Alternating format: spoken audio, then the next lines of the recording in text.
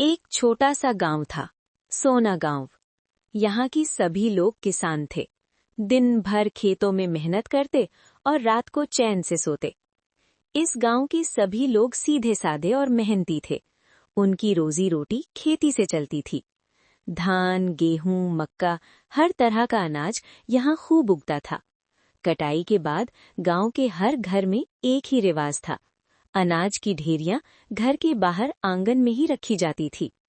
गांव में कभी चोरी नहीं हुई थी, इसलिए किसी को डर भी नहीं लगता था। एक रात अचानक किसी के घर से थोड़ा सा अनाज गायब हो गया। लोगों ने सोचा शायद जानवर उठा ले गया होगा। लेकिन फिर दूसरी रात, तीसरी रात, हर दिन थोड़ा थोड़ा अनाज गायब होने लगा। धीरे धीरे पूरे गांव में बेचैनी फैल गई।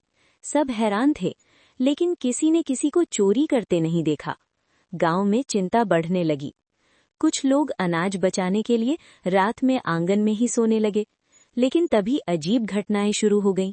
रात के अंधेरे में कोई सफेद चादर ओढ़े अजीब आवाजें निकालता और डरावनी हरकतें करता। लोग डर के मारे चिल्ला उठते, अरे भूत, भूत आ गया। अब गांव में चर्चा फैल गई। रात को भूत आता है, जो जागता है उसी को डराता है। लोग डर के कारण रात में बाहर सोना छोड़ने लगे और हर रात किसी न किसी घर से अनाज गायब हो जाता। लेकिन कोई नहीं जानता था कि चोर कौन है। उसी गांव में रहता था एक समझदार लड़का, मोहन। मोहन को लगा भूत हर रात आता है, लेकिन सिर्फ अनाज के लिए। ये बात कुछ जम नहीं रही। उसने तय किया पहले सच जानना जरूरी है। मोहन ने किसी को कुछ नहीं बताया। वो चुपचाप रातों को आसपास की गतिविधियां देखने लगा। उसने देखा भूत आता है, डराता है और सीधे बिंडी के पास जाता है और अनाज लेकर भाग जाता है।